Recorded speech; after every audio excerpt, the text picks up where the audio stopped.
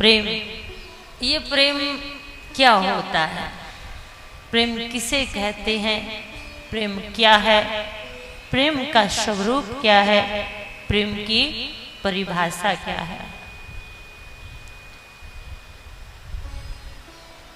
अगर जगत के बारे में बोला जाए तो व्याख्या हो सकती है, लेकिन प्रेम और परमात्मा की व्याख्या कोई नहीं कर सकता। ध्यान की व्याख्या नहीं होती, ध्यान करते करते ध्यानमय हो जाते हैं। प्रेम क्या है ये मैं तो क्या कोई भी शब्दों में परिभाषित नहीं कर सकता। हाँ, प्रेम करते करते भक्त प्रेमी हो जाता है। जिस प्रकार फूल की सुगंध और वस्तु के स्वाद को तुम उसकी व्याख्या नहीं कर सकते, उसी प्रकार प्रेम की भी कोई व्याख्या नहीं कर सकता। प्रेम कहने का नाम नहीं, प्रेम करने का है, किया जाता है। विज्ञान में पहले परखा जाता है और फिर किया जाता है, लेकिन जीवन में और आध्यात्मिकता में पहले किया जाता है और बाद में परख होती है। बोलना पड़ेगा हमारा। प्रेम, प्रेम का स्वरूप जिससे प्रेम हो, ब्रिज की कहानियां, ब्रिज की कथा आपको सुना सकती हूँ। अगर इन कथाओं को सुनते सुनते आपको प्रेम हो जाए, और अगर आपको प्रेम हो भी गया तो आप किसी को बता नहीं सकते, दुनिया बता देगी। आपको सिर्फ प्रेम करना है, आपको प्रेम है ये आप नहीं, आपको दुनिया बता देगी। प्रेम की यही भाषा है, यही परिभाषा है कि प्रेम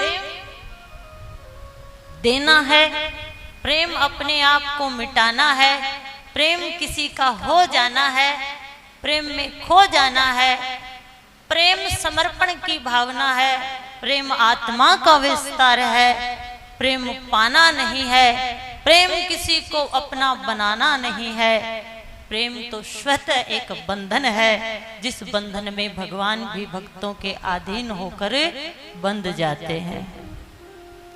अगर 24 घंटे में से निकालने से भी किसी वस्तु या व्यक्ति की याद आपके हृदय से ना निकले तो समझ लेना आपको उस व्यक्ति या वस्तु से प्रेम है।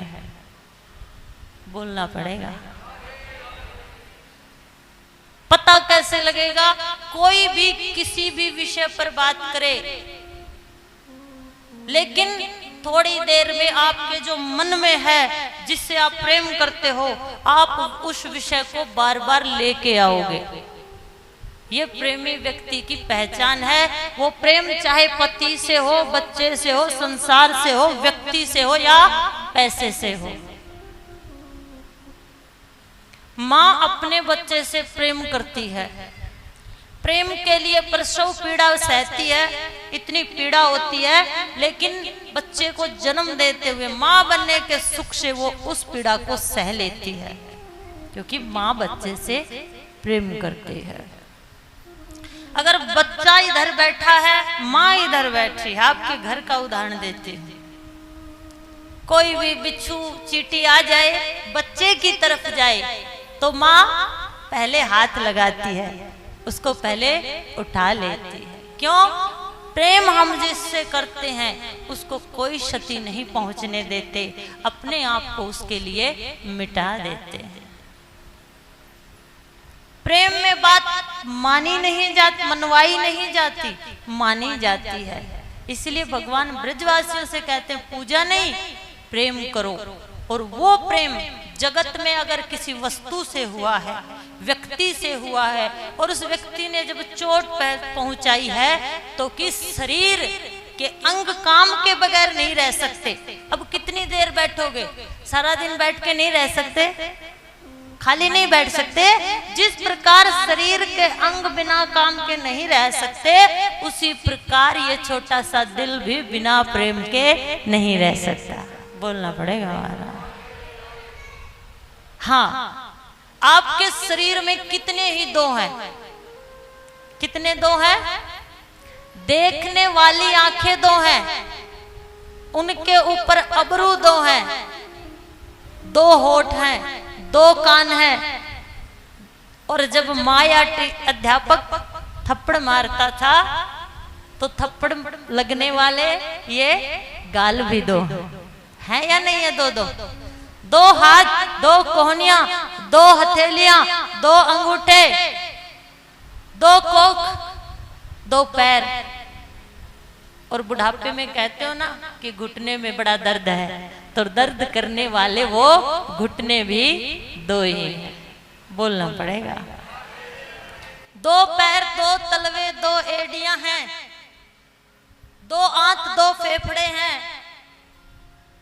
और सारी सृष्टि की सुगंध जिसको हम महसूस करते हैं, वो नाक तो एक है लेकिन उसके नथने दो हैं। लेकिन इतने दो होते हुए भी हमारे शरीर में दिल एक है।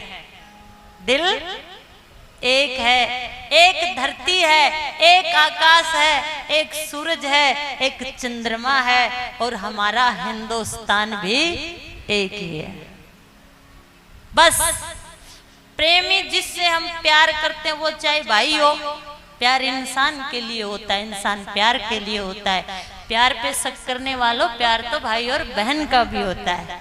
हाँ, जिससे प्यार होता है, चाहे वो व्यक्ति है, वस्तु है, पैसा है, वो एक दिल में समा जाता है। हम सबकी एक प्रेम कहानी है।